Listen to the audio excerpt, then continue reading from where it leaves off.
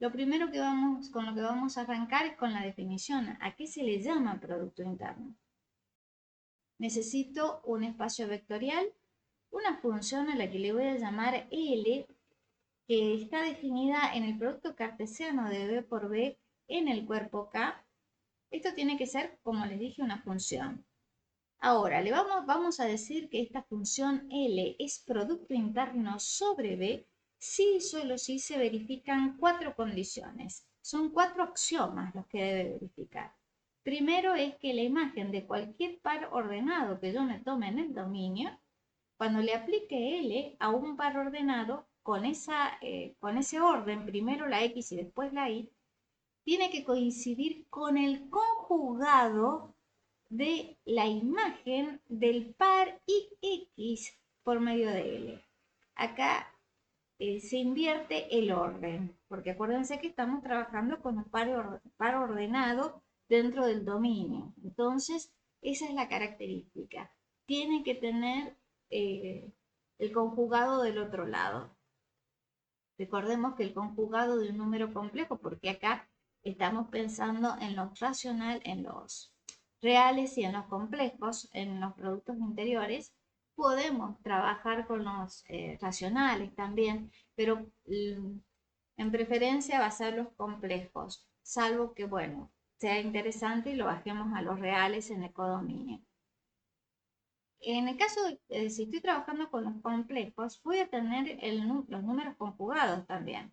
Si nosotros tenemos un complejo de la forma A más IB, su conjugado va a ser A menos IB, o sea que acá se cambia por el opuesto de la parte imaginaria. Ese es entonces lo que debemos verificar acá.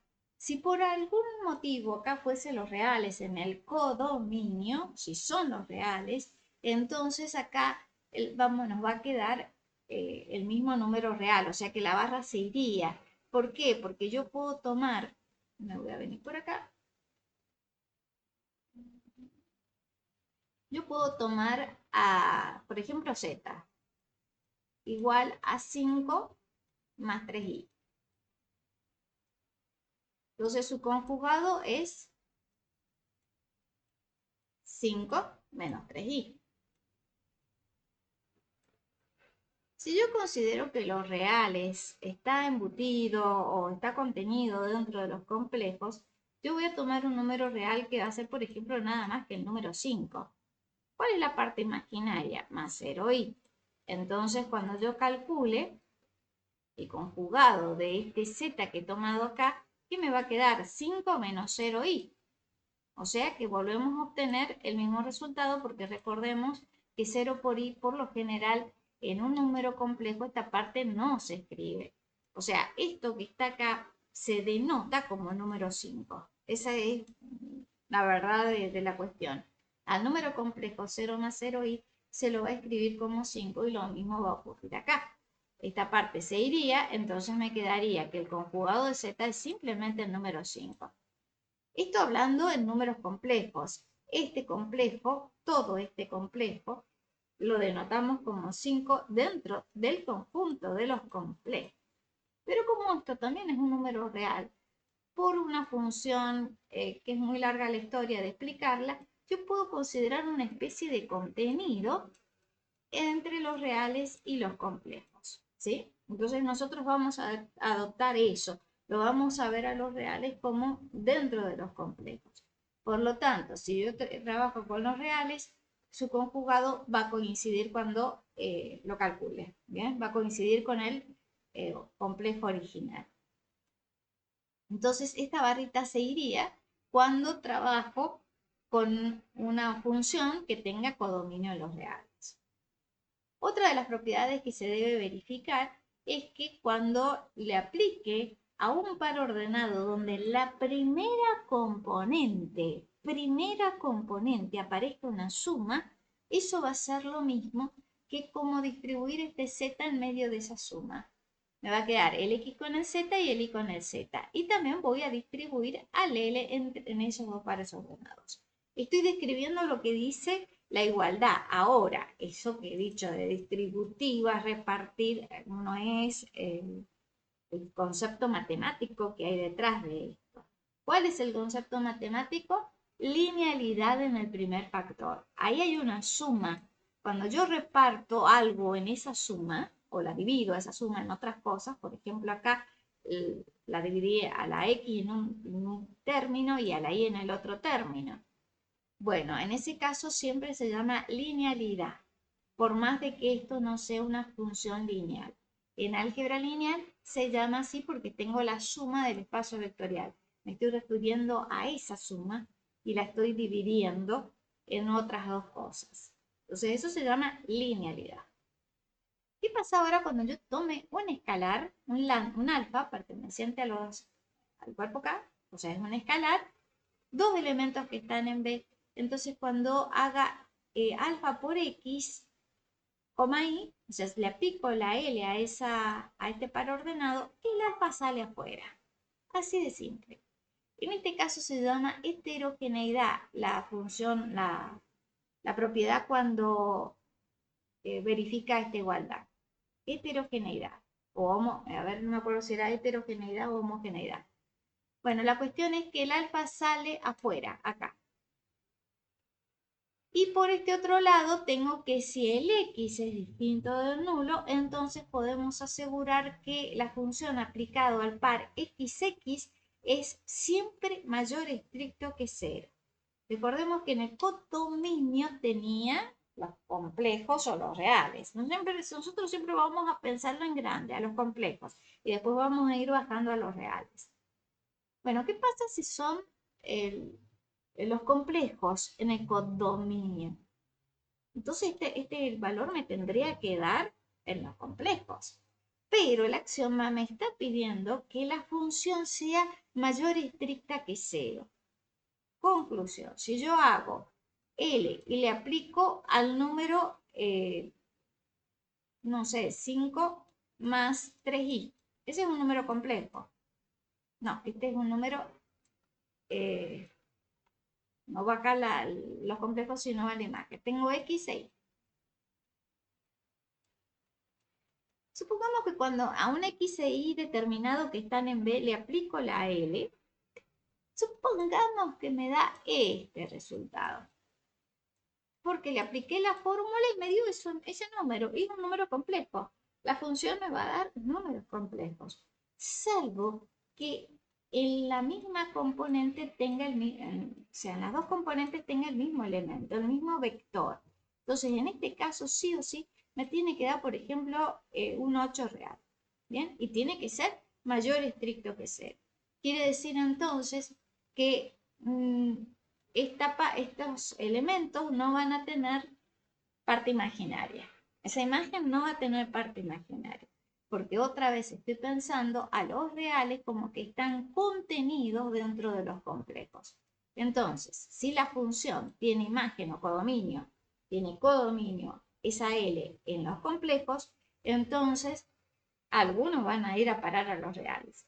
Lo que sí puedo asegurar, lo que tengo que pedir como requisito para considerar a L como producto interno, es que tiene que ser sí o sí, cuando sean iguales las componentes, un número real positivo. Esa es la condición entonces de la que habla Hoffman. En los libros que nosotros trabajamos dentro de la materia de álgebra lineal hace mucho tiempo, había otra condición acá. Bueno, tanto Hoffman como Conway, que es otro de los libros que habla de producto interior a nivel muy, muy simplificado, los ambos dan esta definición, esta que vemos acá dentro del recuadro. Pero hay veces que se pone como axioma un sí solo sí acá. Bien, o sea, ponemos que L es igual a 0, sí solo sí, el X es igual a nulo. Y también se pide que el codominio sea los reales, sean los complejos, perdón. Y también hay otro axioma, se añade un quinto axioma, que es que se le pide que cualquiera sea el X y se le quita la restricción de que sea distinto del nulo, que L aplicado a XX es mayor o igual que 0. Tanto Hoffman como Conway, dando esta definición, se pueden demostrar esas dos propiedades, que son estas de acá. Bien. En los cursos tradicionales de álgebra lineal a nivel grado se trabajan como axiomas, se introducen estos dos como axiomas. Pero, en base a la definición que dan estos autores, se puede probar que a partir de esta se deducen las otras dos. En realidad son condiciones equivalentes, ¿no? Bueno, cuestión es que tenemos esta función que se llama producto interno sobre B. Hay ciertos autores que también le llaman producto interior, en vez de interno, interior. Hoffman, Jerónimo, le llaman interno. Conway no tengo idea porque lo escribe en inglés, así que vaya a saber la traducción que uno le da con respecto a eso según el contexto que uno está trabajando. Ahora, ¿qué pasa si el K, o sea, si el codominio son los reales? Por lo general, el par ordenado que yo voy a formar con B y con L, con B y esta función, perdón, a L, ahí está L. Este símbolo que vemos acá con los ángulos, así se llaman, ángulos, y tienen unos signos menos ahí, que es decir, espacios. O sea, que ahí los guiones están interpretando que en ese lugar va a ir algún elemento y en este otro elemento, ¿bien? Este es el símbolo preferido de los libros para hablar de la función L.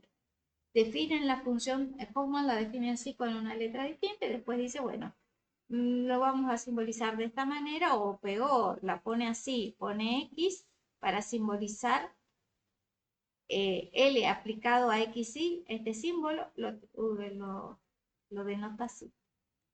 Así lo denota Hoffman.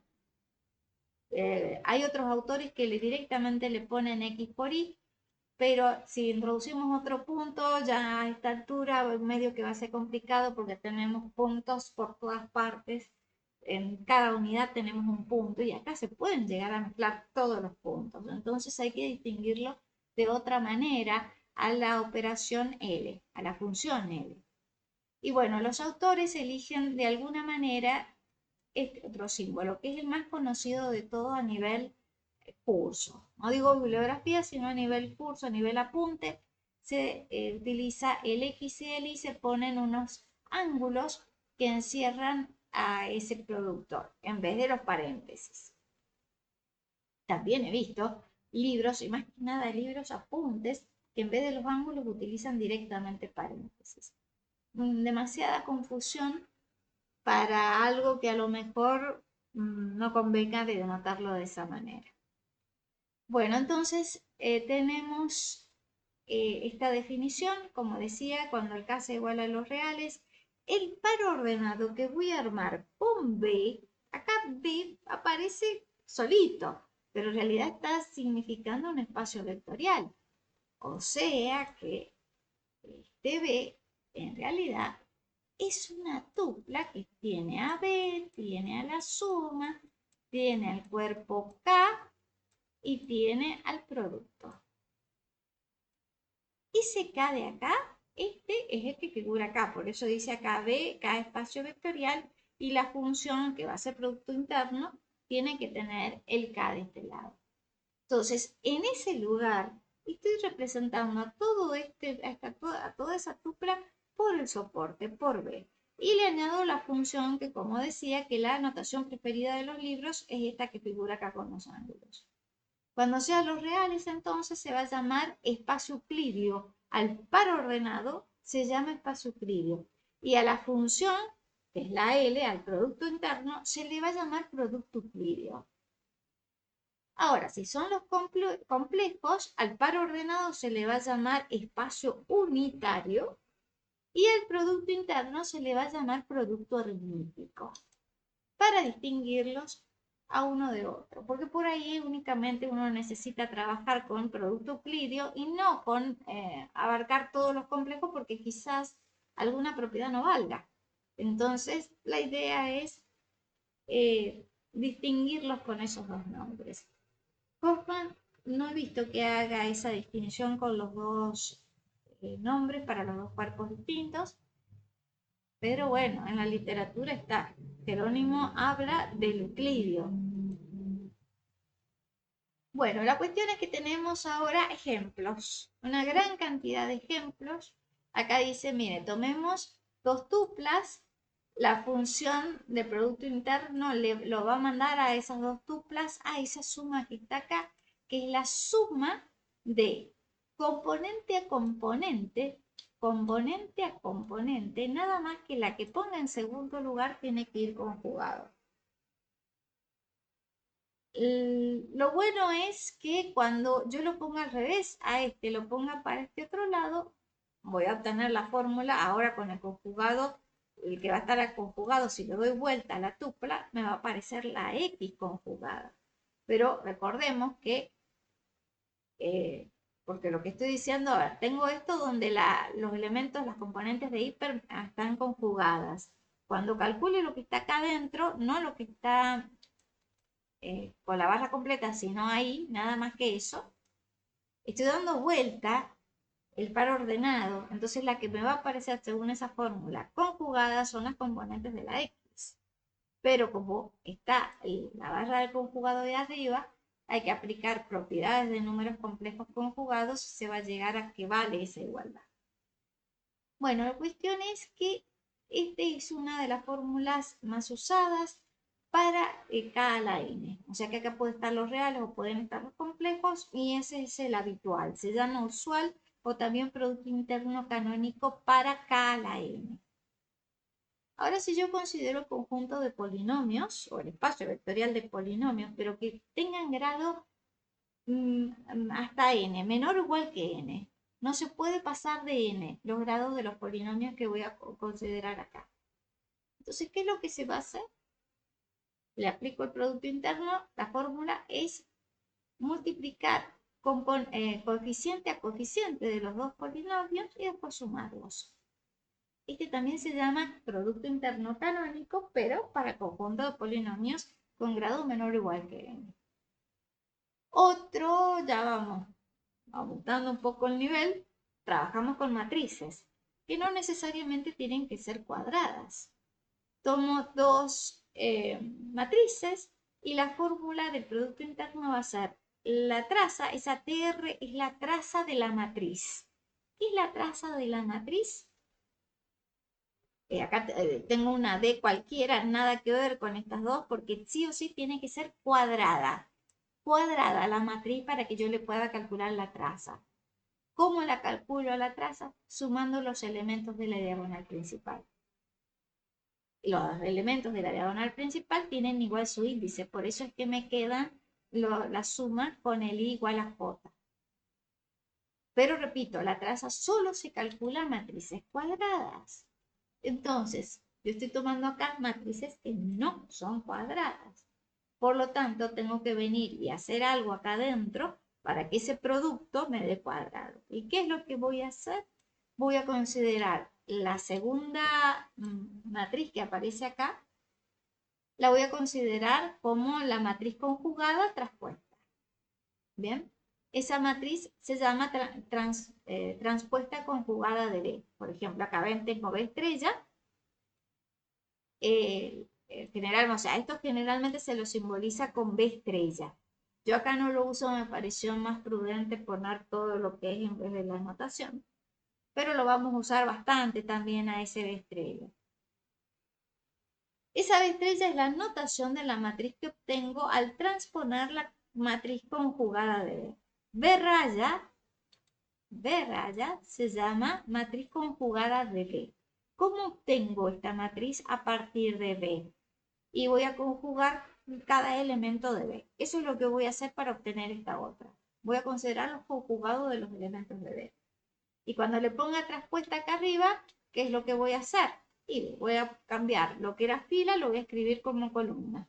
Bien, ese sería entonces el trucazo para obtener acá una matriz que pueda multiplicarla con A y que el resultado, o sea, el producto, sea una matriz cuadrada y de tal manera después que pueda calcularle la traza.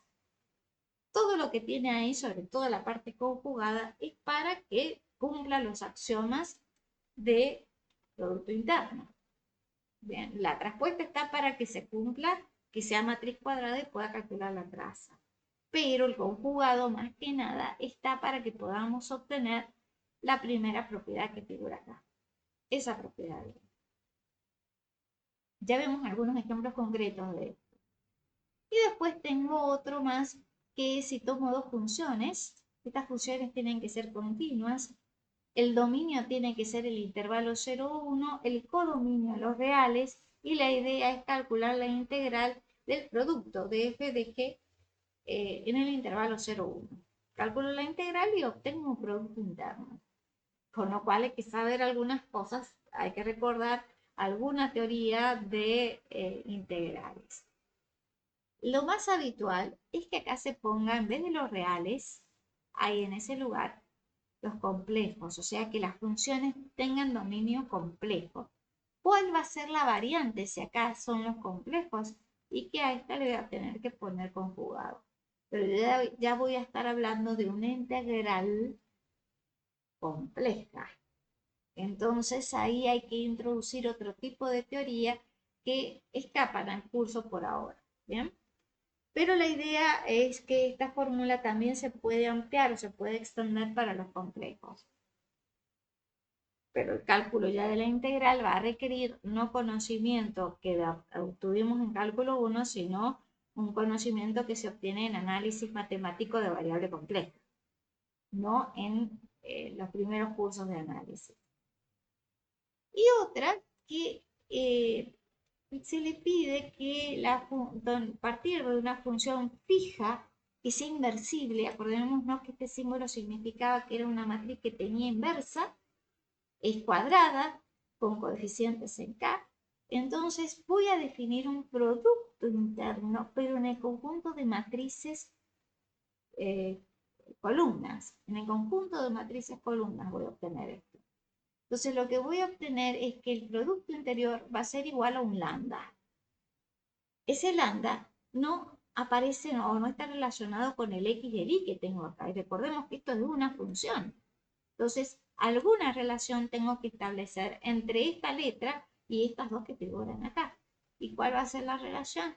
Que ese lambda es el único elemento de la matriz, de una matriz que tiene que ser igual a la matriz que se obtiene mediante esa fórmula que está ahí adentro. Y ahí vuelve a aparecer las estrellitas, o sea que es la i conjugada en ese caso. Y entonces hay que calcular esta fórmula, después con la Q hacemos lo mismo, hacemos el producto, multiplicamos por la Q, multiplicamos por la X y obtenemos un número. Me va a dar un solo número. Bueno, ese número va a ser el que vamos a hacer igual a lambda y el que le vamos a asignar a la función del producto interno entre X e Y.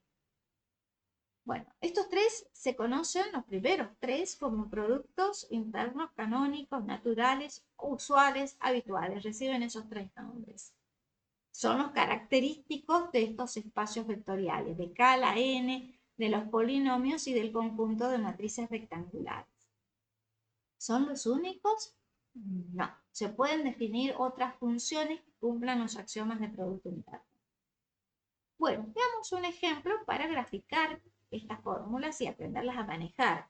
Acá arriba tengo el de K a la N. Para ejemplo, tomemos un N igual a 3 y tomemos K, por ejemplo, no 3, le vamos a poner 2, así nos pasamos la mañana calculando para 3. Acá le vamos a poner que sean complejos. ¿Bien? Bueno, entonces yo tendría que venir acá. El producto interno va a estar aplicado entonces nada más hasta x2, nada más, y acá lo mismo está y sub 2. Entonces ahí ya ubiqué todo eso, acá tengo que venir y ubicar en la fórmula y poner el número 2. Lo extiendo a esto para ver claramente qué es lo que hay que hacer. Acá vamos a tener la fórmula. Para el primer término es con i igual a 1. Segundo término, i igual a 2.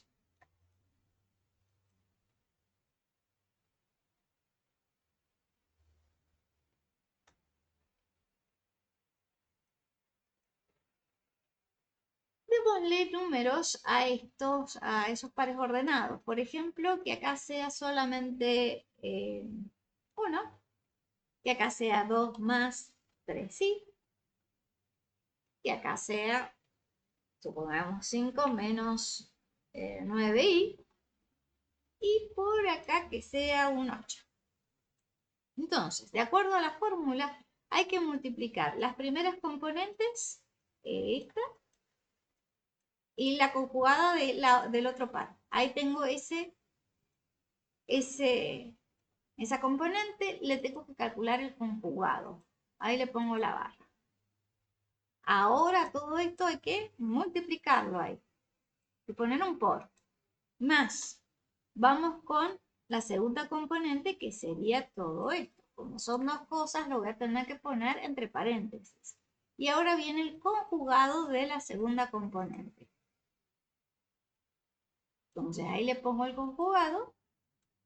Entre medio de estos números hay el por, la multiplicación compleja, el producto complejo de números complejos. Entonces lo que hay que hacer ahora es venir y calcular estas cuentas. Calculemos primero el conjugado de ese número. ¿Cuál es el conjugado? 5 más 9i.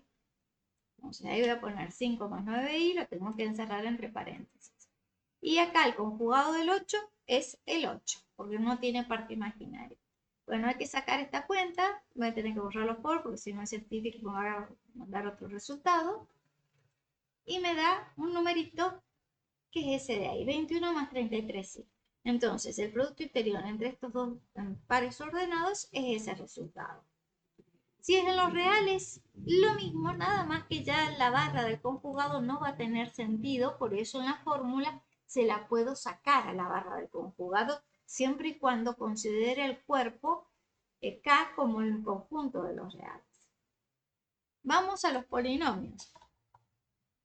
Otra vez tomemos n igual a 2, pero ahora tomemos los reales para variar. Entonces, tomo los reales. Tengo que tomar dos polinomios con grado hasta 2. Entonces acá me va a quedar un lambda 1. Primero voy a armar la fórmula y después vemos qué hacemos. Perdón, lambda 0, hay que empezar de 0 el polinomio. Desde 0 por x a la 0, lo voy a escribir, más lambda 1 por x a la 1, lo voy a escribir completo. Después vemos qué hacemos. Más lambda 2 por x al cuadrado. Ahí entonces tengo el primer polinomio. Lo voy a poner entre paréntesis porque seguramente lo voy a necesitar con paréntesis. Y el otro polinomio que voy a considerar, voy a ponerle gamma acá. Entonces, en los coeficientes me va a fijar, me va a figurar gamma. Acordémonos que la x es indeterminada. Acá no se toca.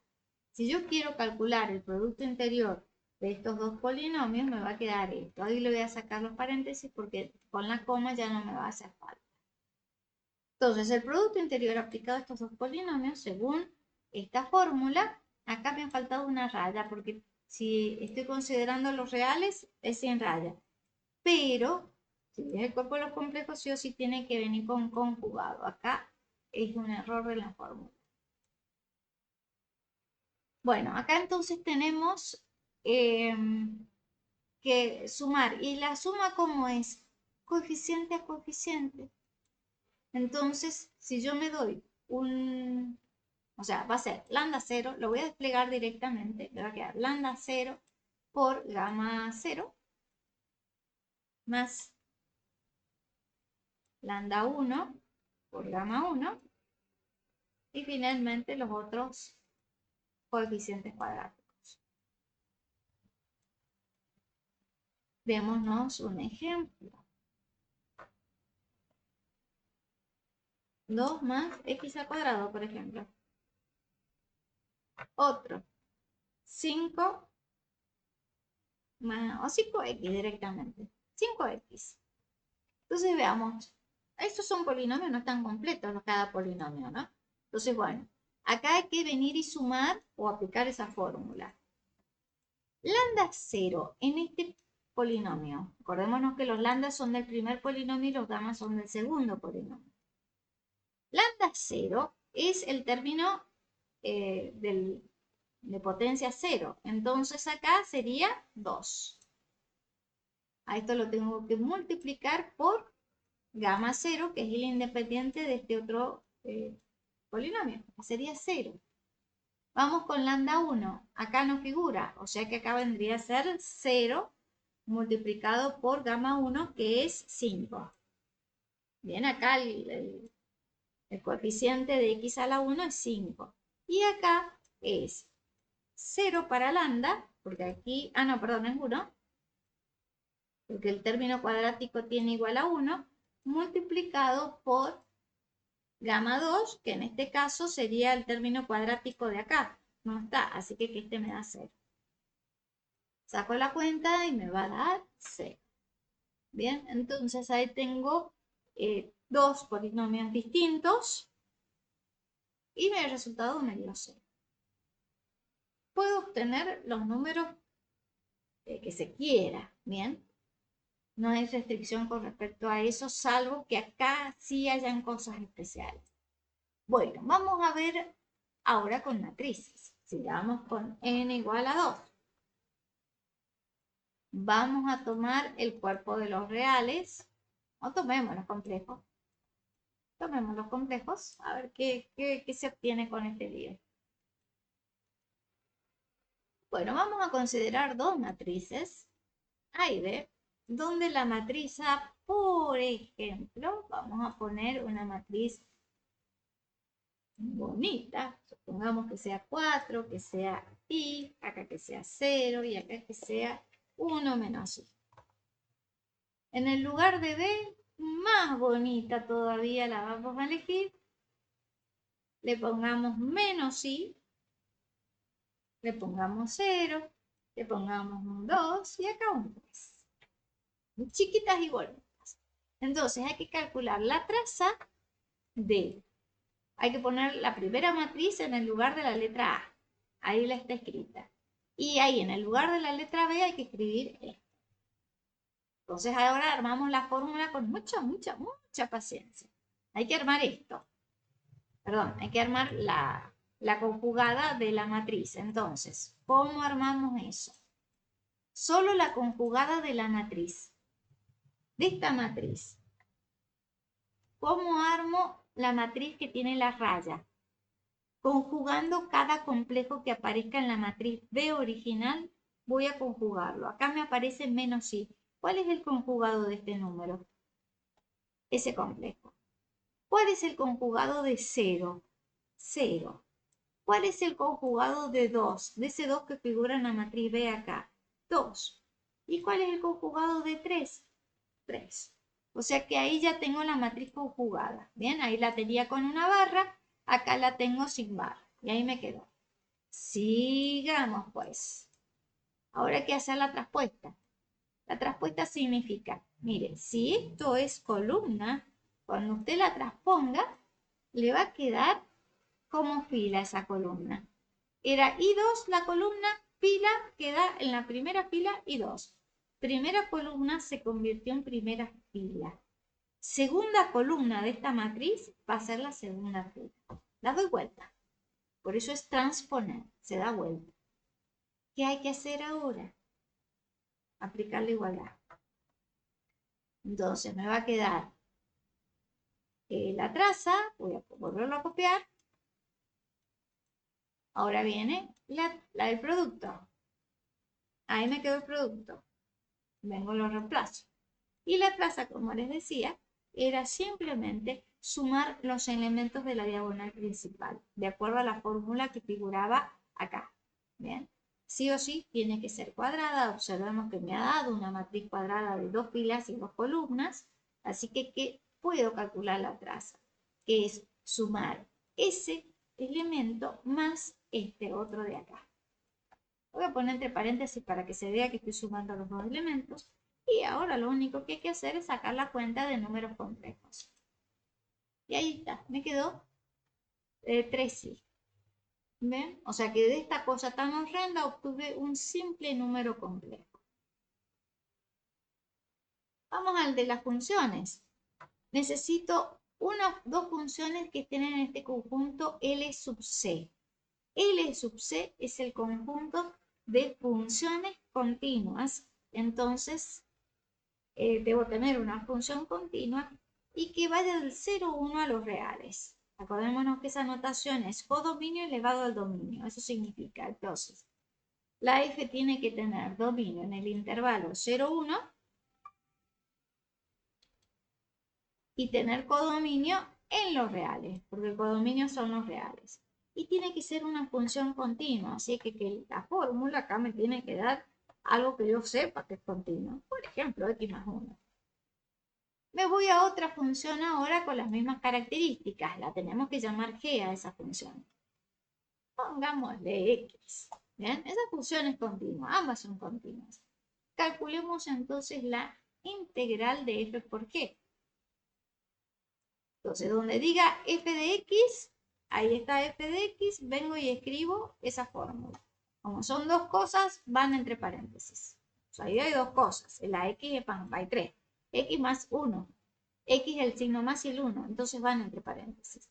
Y la g, acá me olvidé de cambiarle el rótulo, la g es x. ¿Bien? Bueno, ahora hay que acordarse de cómo integrar. Que si yo lo calculo, me va a quedar 5/6. Vamos ahora con otro más sofisticado. Acá necesito una matriz inversa.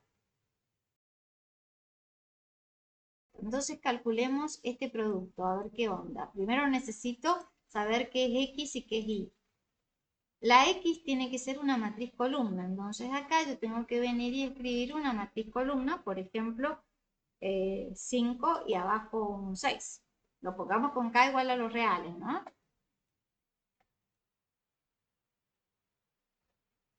K igual a r y n igual a 2. Tengo una x que es una matriz columna, ahora voy con la y, también es una matriz columna. Pongámosle 2 y abajo 1. Entonces, de acuerdo a esto, me va a dar un lambda. Ese lambda yo lo voy a obtener calculando esta matriz primero. Entonces, calculemos esa matriz. Acá esto era. Lo vuelvo a escribir otra vez. En ese lugar tengo que poner la i y estrellarlo. Ahí está la i. A la q también la tengo que escribir acá y la tengo que estrellar. Medio raro me salió la estrellada, pero bueno, a ver. Este sería estrella por acá. Ahí vendría este estrella. Me falta la Q otra vez.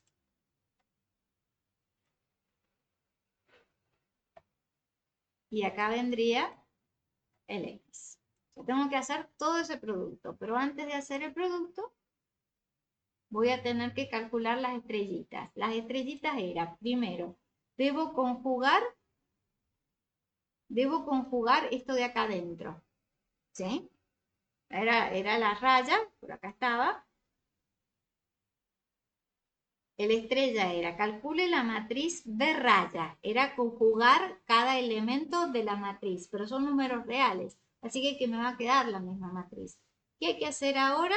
Hay que aplicar hay que transponerla. Y eso significa que ahora tengo que escribir una matriz. Acá habían dos filas, entonces ahora va a ser una y dos columnas. ¿Bien? Acá habían dos filas, ahora son dos columnas. Había una columna, ahora van a ser una fila. Y ahora hay que escribir esa columna como una fila. Hacemos lo mismo acá. Ya tengo la estrella. Esa es la estrella de acá. Vamos con esta otra estrella. ¿Qué hay que hacer con esta? Hay que primero calcular la matriz conjugada de esa que vuelve a quedar la misma matriz. Pero ahora vuelvo y aplico la matriz traspuesta, la definición de matriz traspuesta, que es cambiar las filas por las columnas. Y ahora hay que venir y copiar estas dos que no hay nada que hacer. Y ahora se saca la cuenta. 34. Ya está. Entonces, esta matriz me da 34. Acá me olvidé de poner los corchetes de la matriz, porque acá hay unos corchetes afuera, porque esta matriz es de orden 1 por 1. Entonces ese 34 tiene que venir dentro de una matriz de orden 1 por 1. El lambda vale 34, entonces ese es el resultado que tengo que escribir ahí, 34. Volvemos entonces por acá. Ahí hemos visto ejemplos porque hay que saber manipular estas fórmulas, no agobiarse por la escritura porque tienen mucho simbolismo, muchas cosas feas, están muy cargadas estas fórmulas y asustan. Pero bueno, hay que darse algunos ejemplos y tratar de amigarse con la notación. Pasamos a propiedades básicas de producto interno. Las básicas son que tengo un espacio vectorial, tengo la función que ya sé que es producto interno, o sea que cumple los 4 axiomas de la primera diapositiva que estuvimos trabajando. Y lo que hay que hacer ahora es venir y probar cada una de estas propiedades. Acá hay que amigarse con con las estrategias de demostración, porque estas sí no salen tan naturales. Hay que ingeniárselas un poquito, pero lo bueno es que son puras técnicas que son siempre iguales. O sea, ya apliqué que son 2 o 3 técnicas, las aprendí, las voy a usar casi siempre para demostrar otro tipo de propiedades. Bueno, probemos una. Empecemos por esta. Bien. Acá hay que probar que cualquiera sea el elemento que tome en el espacio vectorial, el producto interno de x por x es mayor o igual que 0. Acá hay que tomar por casos. ¿Por qué? Porque yo lo único que tengo para demostrar en este punto son solamente las propiedades de producto interno, los axiomas de producto interno. Los axiomas me hablan de que si lo doy vuelta me da el conjugado, que si hay una suma obtengo un resultado, si hay una componente multiplicado por una letra obtengo un resultado, pero si las componentes son iguales, tengo esto. Entonces acá esta es la que debo usar, esa es la trampa, eso es lo que tengo que analizar.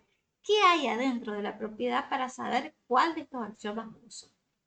Acá aparece la misma componente y habla de mayor estricto que 0. La verdad que eso no me interesa.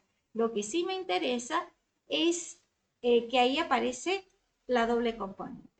Pero para poder trabajar con esta parte, necesito tener que el x sea distinto del nulo. Pero yo acá lo tengo en b. No tengo requisito que sea distinto del nulo. Entonces la demostración va a ser por casos. ¿Cuál va a ser el primer caso? Que x sea igual al nulo. Entonces, si x es igual a nulo, yo tengo que venir y ver qué onda con el producto, con este producto. Bueno, entonces acá entramos a ver qué es lo que podemos hacer. Primero, ¿qué se de la x? Es el nulo. Bueno, lo reemplazo. Y ahí me queda. Me voy a los axiomas. ¿Algo que hable del nulo? No, nada. Nada de nada. Entonces acá sí hay que empezar a ingeniárselas y podemos utilizar, por ejemplo, lo de la suma. ¿Por qué? Y porque el nulo, por el axioma del neutro, yo sé que nulo más nulo es igual a nulo. Y ahí me apareció la suma. Y más que más, le pongamos menos. ¿Bien? Entonces, y más que más, le pongamos más menos 1. Así usamos todas las propiedades que hay de los axiomas. Así usamos todos los axiomas. Acá, si yo tengo una suma acá adentro, ¿qué hay que hacer? Y distribuir el segundo factor o segunda componente cuando está acá adentro, la primera letra se llama primer factor porque es un producto interno y a este segundo factor. Pero porque estoy aplicándole la imagen, o sea, esta es la imagen del producto interno. Si estoy mirándolo como elementos del dominio, ahí es primera componente y segunda componente. O sea, cambian un poco los nombres que tienen esas letras. Entonces, distribuí en el primer término, le puse el nulo que estaba en el segundo factor. Y ahora vamos a hacer lo mismo, pero con el otro término. El otro término es ese. Entonces me queda esto. Ahí he aplicado el axioma de la suma. Ahora vamos con el axioma del producto, porque ahí tengo un menos 1. Lo saquemos afuera. Dice, ahí tiene usted el número, sáquelo afuera. Y ahí está. ¿Y qué me quedó? Y bueno, acordémonos que estos son números complejos. El producto interno son números, son escalares. Entonces, yo acá tengo un número, acá tengo otro número y ahí tengo menos 1. Nosotros sabemos que esa cuentita va a dar 0. O sea que cuando el x es igual al nulo, obtengo que el producto interior de x por x es igual a 0.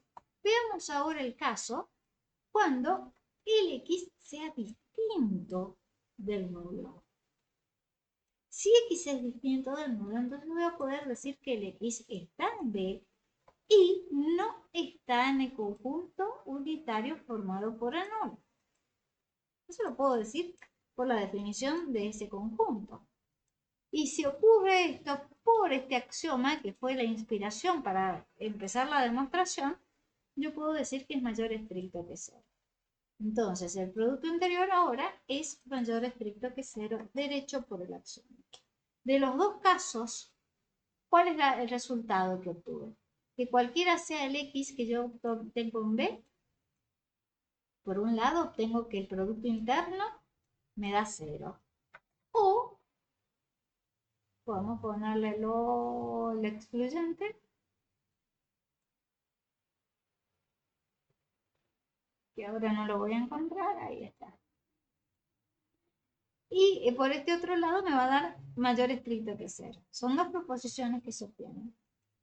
Pero nosotros sabemos que esta es la definición de la relación menor o igual. Entonces me quedaría para todo x que está en B, yo puedo asegurar que ese producto es mayor o igual que 0. Y esa es la definición, esta proposición, esa disyunción es la definición de mayor o igual que 0. ¿Bien? Obviamente estos son números reales. Lo que sí estaría faltando, a lo mejor, porque yo acá estoy considerando que la función producto interno está en los complejos. Pero ¿cómo puedo asegurar de que, bueno, para acá me da 0, acá me dio 0 y acá me dio mayor estricto que 0 y ya está, ya. Pero, ¿qué onda? ¿Por qué puedo asegurar que esto es un número real de entrada sin hacer este análisis? Porque si yo me vengo a la condición del conjugado, que es la primera, dice, mire, si usted tiene x e y aplicado con el producto interno, lo tengo, acá lo tengo escrito. Ahora, usted quiere darlo vuelta a las componentes, de la vuelta. Pero cuando las dé vuelta, ¿qué va a ocurrir? Es la misma letra. Y acá, sí o sí hay que ponerle conjugado. Entonces me queda esto. Ese elemento igual a ese elemento. Pero lo que está ahí es lo mismo. Si yo a esto le llamo z, porque acordémonos que lo estoy mirando como conjugado, si a eso yo le llamo z, por número complejo, entonces lo que tengo acá escrito es que z es igual al conjugado de z. A ese yo le estoy llamando z. Entonces tengo una propiedad que me dice, mire, si un complejo es igual a otro complejo, si usted tiene un número complejo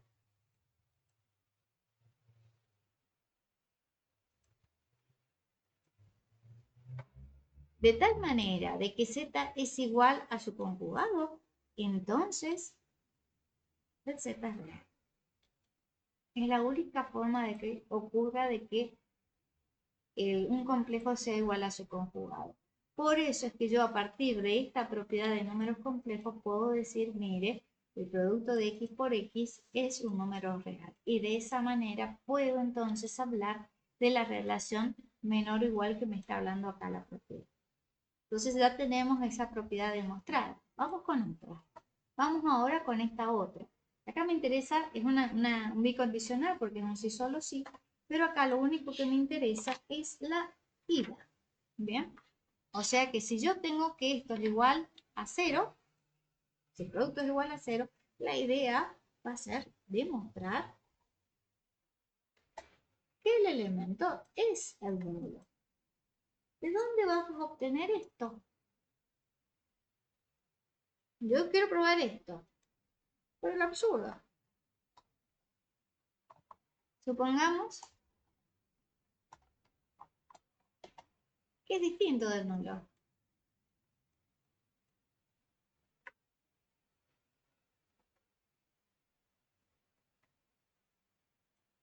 Pero si es distinto del nulo, que estoy diciendo? Que ese X pertenece a B, y tampoco, y no pertenece al conjunto formado por el nulo, unitario formado por el nulo. Si tengo eso por el axioma este de la positividad, se llama este axioma, justamente porque obtengo un resultado que es positivo, por este axioma tengo entonces que el producto interno entre X por X es mayor estricto que 0. ¿Bien? Y si es mayor estricto que 0, entonces lo que puedo asegurar que esta cosa no es 0. ¿Bien? Que la definición de signo igual es que sea mayor o igual. Acá ya estoy diciendo igual no va a ser, punto. Entonces ahí vamos a tener la contradicción de la hipótesis. Por lo tanto, lo que llegamos con este renglón es que hay un absurdo, así que es cierto, el X vale 0. Es el nulo, perdón, es el nulo. Porque de ahí partí. Suponiendo esto, resultó llegar a una contradicción, listo. Ahí tengo esto. También se puede hacer por el método del contrarrecíproco, que es muy similar al de absurdo, con algunos bemoles, ¿no? Lo de la suma es fácil, porque yo ahora tengo la suma en el segundo factor. Según los axiomas, la suma está en el primer factor y ahí puedo distribuir la L y la Z. Pero ahora la suma la tengo del otro lado. Entonces, ¿cómo hago para hacer esto? Y bueno, partamos a ver qué sale. Si yo tengo esto, yo sé que la suma tiene que estar en el primer factor. O sea, yo debo tener ese elemento en el primer lugar. Perdón. Y la X por acá. Pero si yo quiero darlo vuelta, tengo que ponerle el conjugado arriba. Bueno, se lo pongamos. ¿Qué vamos a hacer? Ahora, ya teniendo la suma adelante, ya puedo repartir el producto interior. Ahí reparto ese, saco la suma afuera y me volvería a quedar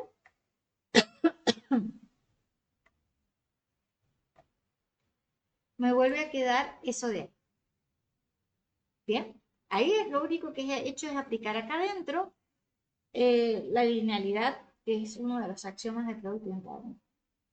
Pero acá me queda una suma de números, del conjugado de una suma.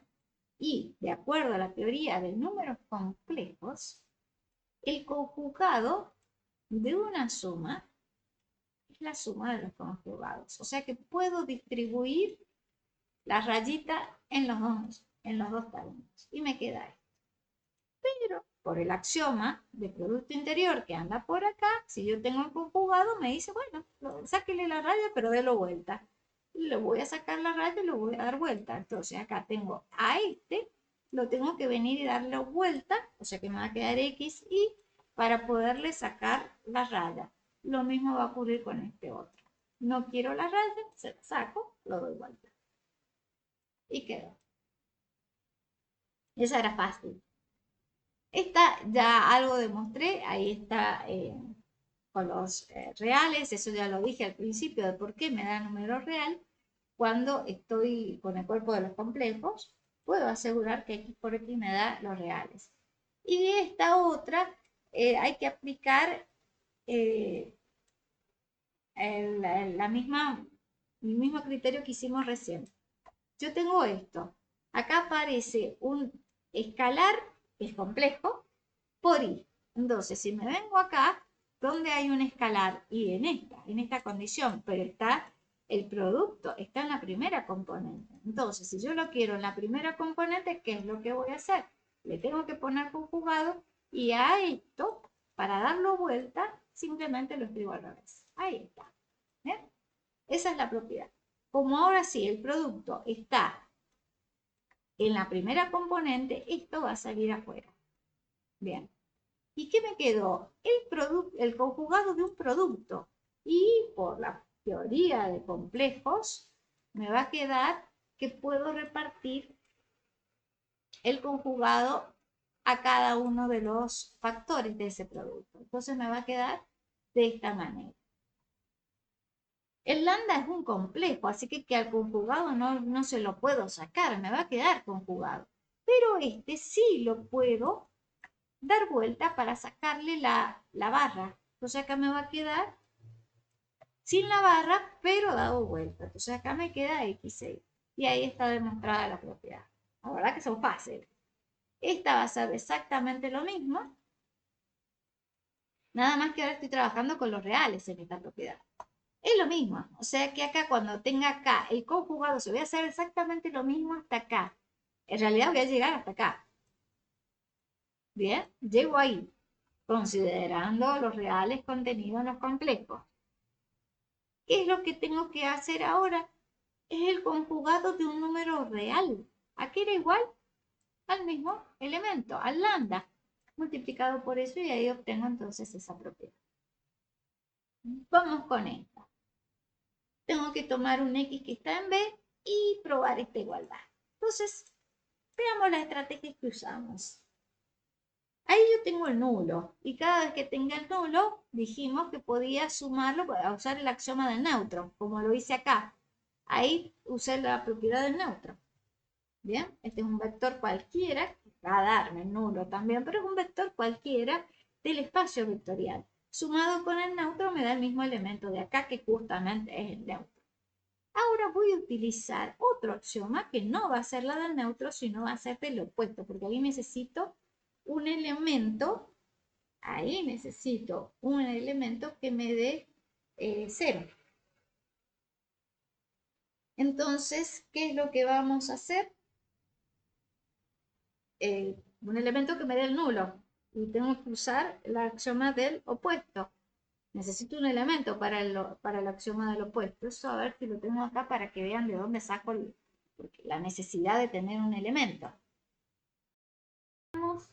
Estamos en espacios vectoriales, en los axiomas, el axioma del neutro, del vector opuesto es este. Dice, para todo x que está en B vale esto, donde x más opuesto es igual al nulo. Pero necesito un x en B. ¿De dónde saco el x en B? Y de esto, porque esta demostración tendría que haber empezado así, sea x que está en B. Entonces, como tengo el x que está en B, lo que tengo que hacer acá es decir x menos x. X menos x es igual a 9. Entonces ahí lo puedo reemplazar. Y ahí yo tengo, y si queremos también, a esto lo podemos poner como menos 1. No es necesario, pero ya que estamos, lo hacemos. Estoy escribiendo en la máquina, así que puedo darme el gusto de escribir muchas cosas. Ahí, entonces, este es el axioma del neutro que está acá. Es parecido a lo que dice ahí. Bueno, la cuestión es, esto es por una propiedad que es igual. Esto me da menos x, es una propiedad de espacios vectoriales. Pero lo puedo escribir de esta manera. Entonces, ¿qué es lo que tengo que venir y hacer si tengo una suma en el primer elemento? En el primer factor, distribuir el x. Me queda el segundo factor multiplicado por el primer término. Ahora lo mismo, nada más que esta vez voy a considerar solamente el segundo término. Ahí he aplicado el axioma de la suma. Vamos con el axioma del producto de esto. O sea, acá este se va afuera y me queda eso. Pero esto es un número complejo, este es un número complejo y el resultado me da 0. Listo. Ahí está la propiedad.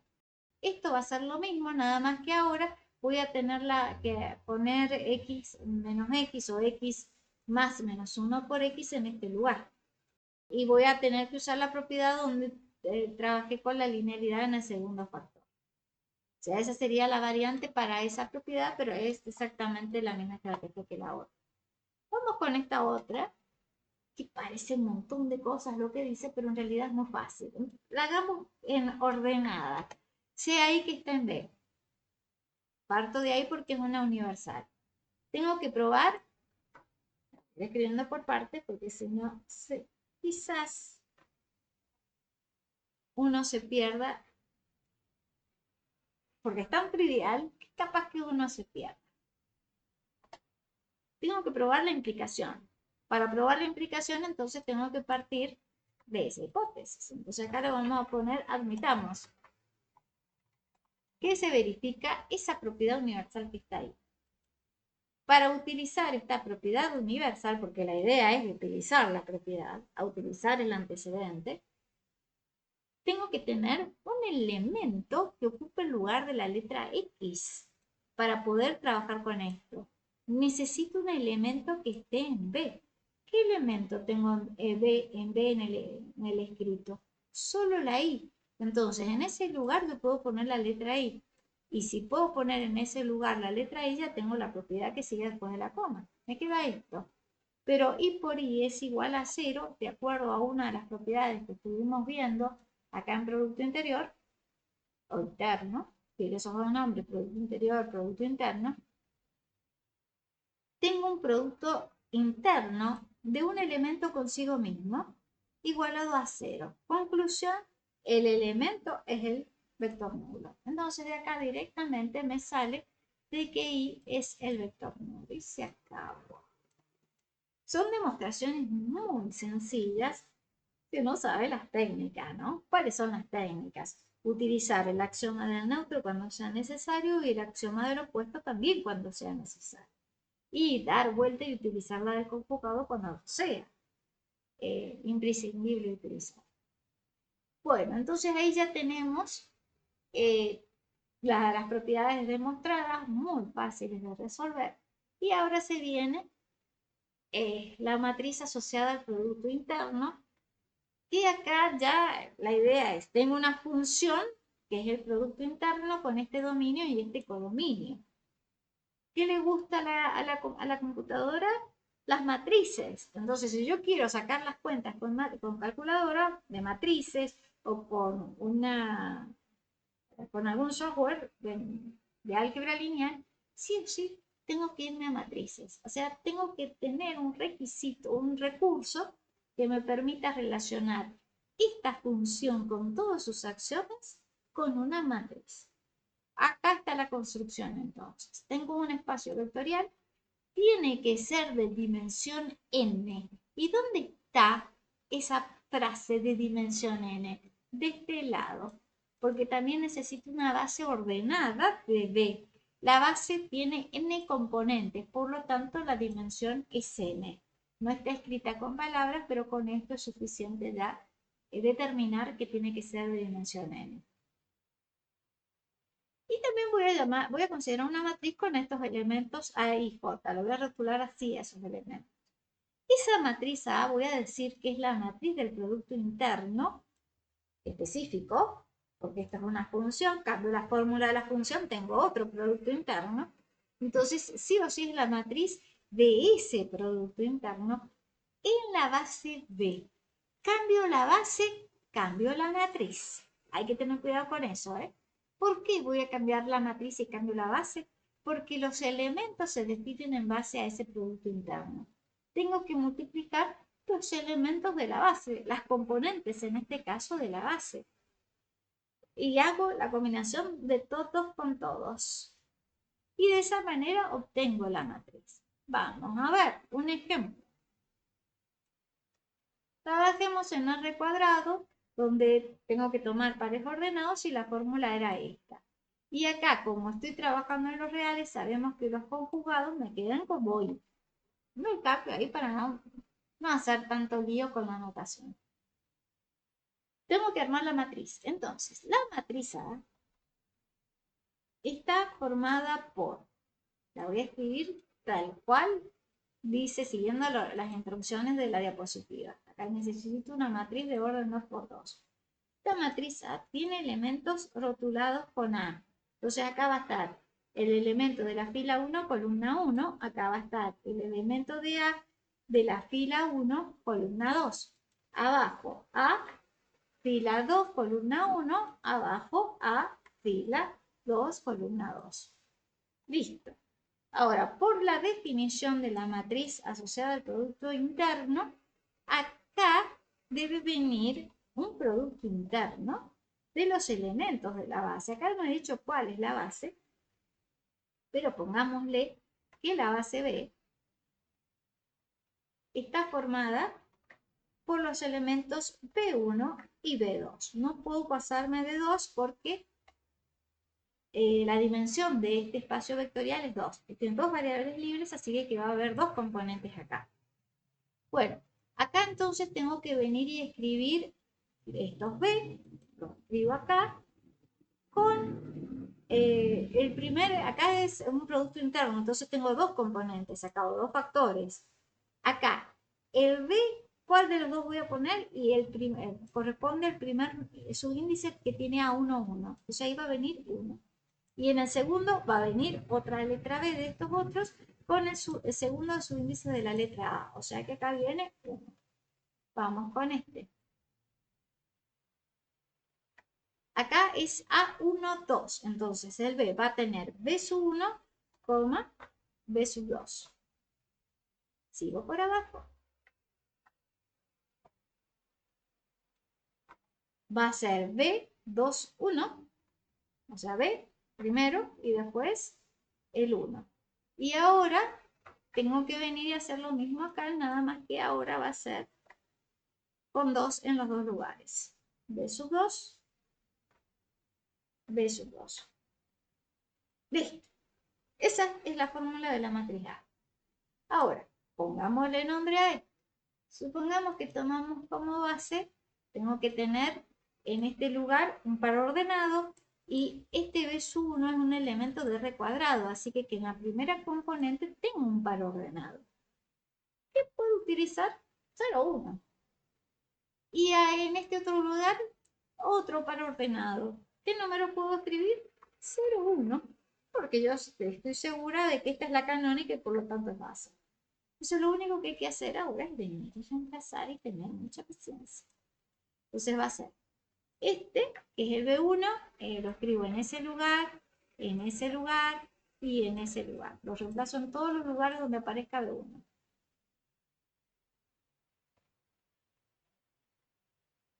Ahí se me borró un ángulo. Ahí está. Me queda acá. Ahora vamos con B sub 2.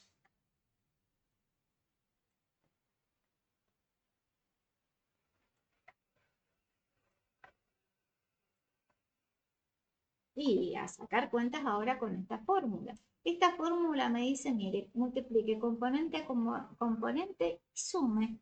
Entonces acá, 1 por 1, 1, más 0 por 0 es 0, y en la cuenta, en la suma, me va a dar 1. Vamos con este. 1 por 0 es 0, se fue. 0 por 1, 0. Resultado, 0. Vamos con este. 0 por 1, 0. 1 por 0, 0. Y la suma me da 0. Y acá me va a dar, si hacemos la multiplicación y después sumamos, me da 1. Y obtuve la matriz de identidad. ¿Y esto es por qué? Porque utilicé la canónica. Vamos con otro. Vamos con otra base, a ver qué onda. Pongámoslo en 2 acá. Ahí ya dejó de ser canónica. Entonces, vamos otra vez. Donde diga B1 hay que escribir el primer vector. Y con B2 vamos a poner este otro. Esa ya no es la canónica. A pesar de que le he cambiado un solo numerito, ya no es la canónica. Saco cuentas. 1 por 1 es 1, 0 por 0 es 0, así que en la suma me da 1. Acá me da 1 por 0, 0 por 2, me queda 0. Acá también me va a quedar 0.